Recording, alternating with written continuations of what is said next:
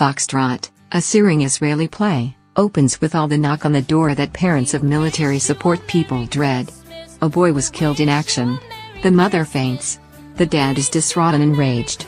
And the army just wants to make plans for your funeral to be held a few days later.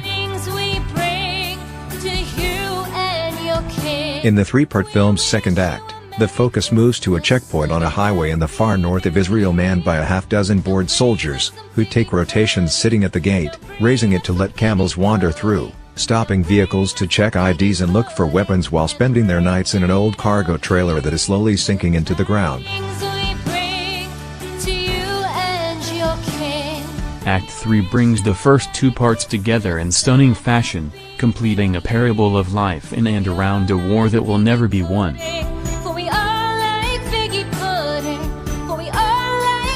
Not surprisingly, with its scenes of a cover-up of an atrocity, its depiction of the military funeral corps and its focus on the distraught family and odd bunch of soldiers, Foxtrot created some controversy in Israel. Here, it doesn't pinch so hard, serving as an illuminating, thought-provoking piece of cinematic art.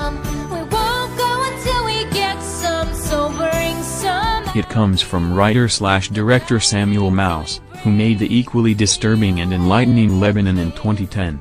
But, unlike that picture, which concentrated entirely on an Israeli tank crew fighting in Lebanon in 1982, Foxtrot brings in a harrowing civilian perspective.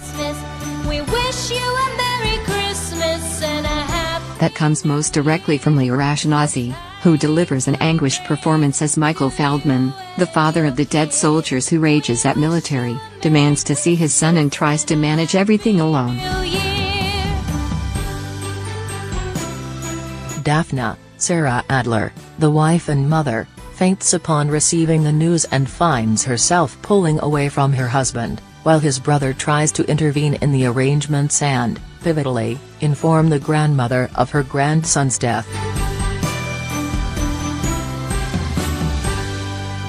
Act 2 centers around Yonatan Sharei, a soldier who passes the time by drawing cartoon-like images in a notebook, pictures that we find out tell a very personal story.